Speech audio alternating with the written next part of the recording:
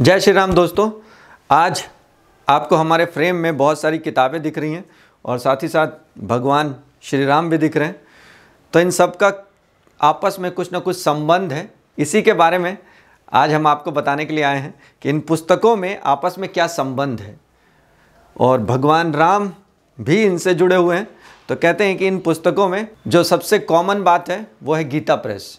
तो आज हम आपको गीता प्रेस के बारे में विस्तृत जानकारी देंगे कि गीता प्रेस का क्या इतिहास रहा है, उसने किस तरह सनातन धर्म को आगे बढ़ाने के लिए किस तरह से कार्य किया है, इसके मुख्य संपादक कौन है और इसकी स्थापना किन्होंने की, इसका गीता प्रेस बनाने के पीछे उद्देश्य क्या था। इन सारे विषयों के बारे में हम थोड़ी सी आपको संक्षिप्त जानकारी देंगे। तो मैं ये कह सकता हूँ कि हमारा ये वीडियो देखने के उपरांत आपको खुद ही गर्व होना लगेगा गीता प्रेस पे और आप खुद ही किताबें खरीदोगे गीता प्रेस से। तो यही हमारा मुख्य उद्देश्य है। तो सबसे पहले हम आपको बताएं कि गीता प्रेस हमारे भारत की सबसे पुरानी और सबसे प्रसिद्ध प्रकाशन कह सकते हैं, पब्लिशर है।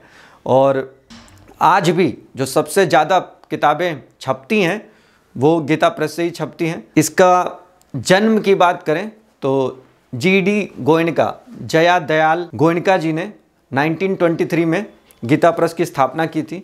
और अगर आप इसके संस्थापना को देखें तो 1923 के जो पब्लिशर हैं वो आज के समय में या तो किसी लाइब्रेरी में कन्वर्ट हो गए हैं या किसी आर्काइव में कन्वर्ट हो गए हैं, लेकिन आज भी गीता प्रेस जीवित है और अपना कार्य कर रही है। इसके प्रथम मुख्य संपादक हनुमान प्रसाद पोद्दार जी थे और आज भी आप बहुत सारे रामचरितमानस के जो गीता प्रेस के अंक हैं उनके अंदर उनका नाम आप देख सकते हो। और हनुमान प्रसाद पोद्दार जी का क्या योगदान रहा इसके बारे में तो हम जानेंगे ही। गीता प्रेस की किताबों की जो मुख्य उपलब्धि है वो कहेंगे कि इतनी बड़ी बड़ी किताबें हैं, आप देख सकते हो इतनी मोटी किताबें हैं, उनका मूल्य जो है वो बहुत कम होता है। ठीक है, आपको आज भी जो भगवत गीता है 30 रुपये में मिल सकती है, हनुमान चालीसा 2 रुपये में मिल सकता है और ये भी जो पुराण है बहुत 250 रुपये में मिल सकते हैं। इसके साथ ही साथ अगर आप इसके कवर को देखें, ये इसके अंदर जो मुद्रित छपाई है उसको देखें, प्रिंटेड टेक्स्ट को देखें तो वो भी बहुत अच्छा है। और अगर इस रेंज पे अगर कोई दूसरा पब्लिशर है तो आपको ये चीज़ें नहीं दे सकता। और इसका जो कॉस्ट होता है वो भी अगर आप देखोगे तो वो किताब के प्रिंटिंग कॉस्ट से भी कम है, लगभग बराबर है या कुछ में तो उससे भी कम है। तो आप इससे अंदाज़ा लगा सकते हो कि गीता प्रेस किस तरह से काम कर रही है। तो अगर हम बात करें कि ये पुस्तकें इतनी सस्ती क्यों हैं, तो सबसे पहले जानना पड़ेगा कि ये इसकी संस्थापना कब हुई और इसको स्थापित करने के पीछे उद्देश्य क्या था। 1923 आप समझ सकते हो कि वो समय था जब ब्रिटिशर्स अपने पूरी हुकूमत को फैलाने की कोशिश कर रहा था और ज़्यादा से ज़्यादा हिंदुओं को धर्म परिवर्तन पे लगा हुआ था। तो वहाँ हमारे जो साधारण हिंदू हैं उनके साथ एक दिक्कत थी कि उनके पास अपने धर्म की जो पुस्तकें हैं वो उन तक उपलब्ध नहीं हो पा रही थी, उनके पास प्रिंटेड बुक्स नहीं थे। कुछ विद्वान थे जिनके पास वो पुस्तकें थी। तो गीता प्रेस का संस्थापना का जो मुख्य उद्देश्य था कि हमारा जो धर्म ग्रंथ है उसको जन साधारण तक पहुंचाना है। तो इस जन साधारण तक पहुंचाने के उद्देश्य से गीता प्रेस की स्थापना की गई थी। और कहते हैं कि गीता प्रेस जो बुक उस समय छापती थी उसके साथ साथ कुछ कथावाचक होते थे। उनका मानना था कि उस समय भारत की जो जनसंख्या थी उसमें ज़्यादातर लोग अशिक्षित थे, तो उनको पढ़ना भी नहीं आता था। तो उनको पढ़ना नहीं आता तो उनको बोल बोल करके, रिसाइट करके उनको सुनाया जाता था ताकि वो अपने धर्म के बारे में जाने और अपनी संस्कृति पे गर्व करें। तो कहते हैं कि इसमें भी गीता प्रेस ने बहुत सारे कथावाचकों को अपने साथ जोड़ रखा था। इनमें जो मुख्य कथावाचक थे वो थे कृपाशंकर रामायण जी। ये भी गांव-गांव जा कर के लोगों को इकट्ठा किया करते थे और शाम के वक्त उनको रामायण, रामचरितमानस और महाभारत की कथाएं सुनाया करते थे। अगर आप जानने की कोशिश करो कि इससे उन्हें क्या मिलता था तो उनका वेतन शून्य होता था। और कहते हैं कि जो भी उनके भोजन का खर्चा है या यात्रा का खर्चा है वो गीता प्रेस उठाती थी। तो आप इससे समझ सकते हो कि गीता प्रेस का उद्देश्य क्या था। गीता प्रेस का मुख्य उद्देश्य था कि भारत में अपनी संस्कृति को, भारत की जो संस्कृति है, भारत का जो धार्मिक ज्ञान है उसको लोगों तक पहुंचाना, ताकि लोग दूसरे धर्मों की तरफ अग्रसर होने की बजाय पहले अपने धर्म को जानें। इस उद्देश्य से गीता प्रेस की स्थापना की गई थी। अगर हम गीता प्रेस की तुलना करें दूसरे प्रकाशन से तो गीता प्रेस और दूसरे प्रकाशन में यही अंतर है कि दूसरे प्रकाशन की आज बिल्डिंग जो है बड़ी बड़ी हो गई है, वो पूरा व्यवसाय में जुट गए हैं। लेकिन अगर आज भी अगर आप गोरखपुर जाते हो तो आपको गीता प्रेस की एक छोटी सी बिल्डिंग दिखाई देगी, और वो एक कह सकते हो एक छोटा सा मंदिर के रूप में गीता प्रेस आज भी विराजमान है। कहते हैं कि वहाँ उस गीता प्रेस में आज भी बहुत सारी जो आधुनिक काल में नई सुविधाएं हैं जैसे एसी वगैरह, वो भी उपलब्ध नहीं है। तो इससे आप अंदाज़ा लगा सकते हो कि गीता प्रेस किस तरीके से काम कर रही है और किस तरह से सनातन धर्म को आगे बढ़ाने में सहायता कर रही है, सहयोग कर रही है। तो हम कह सकते हैं कि गीता प्रेस का उद्देश्य लाभ कमाना उस समय भी नहीं था। उस समय भी जब गीता प्रेस को जो भी आय होती थी उसका खर्चा वो कथावाचक पर और पब्लिशिंग के कार्यों में खर्च कर देता था, और आज भी ये उसी तरीके से कार्यरत है। और हम लोग बात करें हनुमान प्रसाद पोद्दार जी जो संपादक हैं, अगर आप उनके बारे में जानोगे तो और आपको गर्व होगा।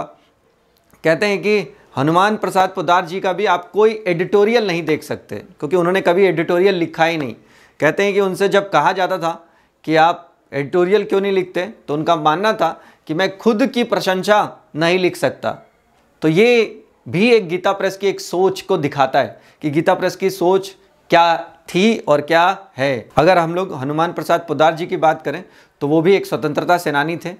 कहते हैं कि 22 वर्ष की आयु में इन्हें क्रांतिकारियों को हथियार देने के आरोप में जेल में डाल दिया गया था, और कहते हैं कि जब ये जेल से वापस आए तो लोगों ने इनसे किनारा कर लिया था।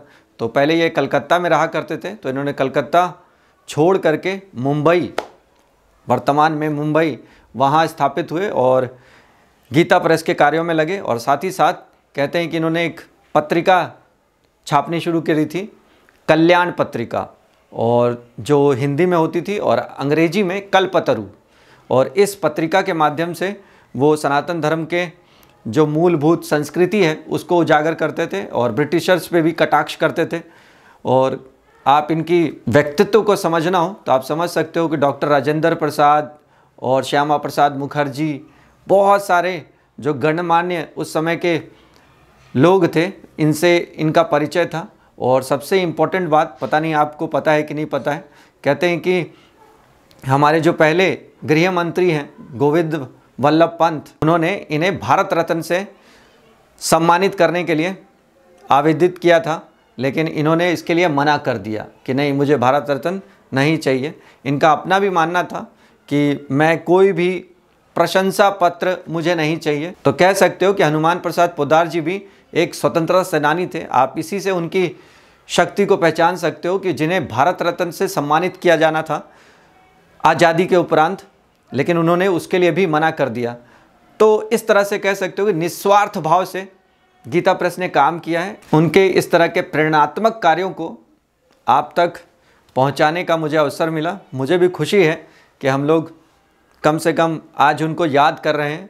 और मेरा इस वीडियो को बनाने का मुख्य उद्देश्य अगर आप समझना चाहो तो मेरा भी मुख्य उद्देश्य ये था कि आप गीता प्रेस को अच्छे से समझो, है ना, और जानो।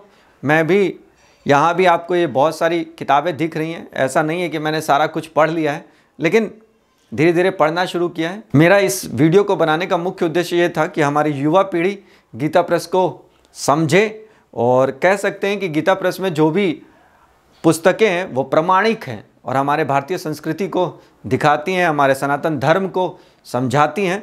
तो आप इसे थोड़ा सा समय इसके लिए भी निकालें और इसको भी पढ़ें।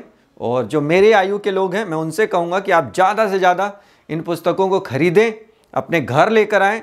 आप थोड़ा पढ़ें, लेकिन कम से कम अपने घर पे रखें, ताकि आने वाली पीढ़ी उस पुस्तकों से वो ज्ञान प्राप्त कर सके, क्योंकि उन्हें वो नहीं पता है। हम अगर उन्हें सिखाएंगे तो वो बेहतर तरीके से भारत के विकास में भी कारगर साबित होगा। आजकल तो गीता प्रेस की जो बुक हैं वो आपको आसपास की जो भी बुक स्टॉल्स है वहाँ से मिल सकती हैं, आप वहाँ से खरीद सकते हो। और ऑनलाइन स्टोर भी है gitapress.org के नाम से, आप वहाँ से भी ऑनलाइन भी बुक को परचेज़ कर सकते हो। साथ ही साथ गीता प्रेस छोटी छोटी दैनंदिनी अर्थात डायरी भी छापती है, जिसका मूल्य सिर्फ 80 रुपये है। आप उसे भी खरीद सकते हो और अपने डेली क्रियाकलापों में, दैनिक कार्यकलापों में भी उसका इस्तेमाल कर सकते हो। बाकी ये छोटी छोटी पुस्तकें हैं, जैसे ये भगवत गीता है तो सिर्फ 60 रुपये की है ना। और अलग अलग पुस्तकें हैं जो हम लोग दूसरी अगर कोई नावल ख़रीदने जाते हैं तो वो छोटी छोटी नावल 400-400 500-500 रुपये की है, लेकिन इतनी बड़ी जो पुस्तकें हैं जिसमें हमारा संस्कार है, संस्कृति है, सनातन धर्म है, इसको जानने का अवसर है, इतने कम मूल्य में आपको प्राप्त होती है। आपको करना क्या है, ज़्यादा से ज़्यादा गीता प्रेस की किताबें खरीदें, पढ़ें और गर्वित महसूस करें कि हम सनातनी हैं। तो आज हम लोग मिलकर कहें कि गीता प्रेस के लिए हम लोग ज़्यादा से ज़्यादा सहयोग करेंगे, क्योंकि उसका उद्देश्य हमने समझा है कि वो किस तरह से कार्य कर रही है हमारे संस्कृति को आगे बढ़ाने के लिए। तो हम लोग उसमें अपना छोटा सा सहयोग एक किताब खरीद करके तो ज़रूर कर सकते हैं। तो ये हमें अवश्य करना चाहिए, ठीक है।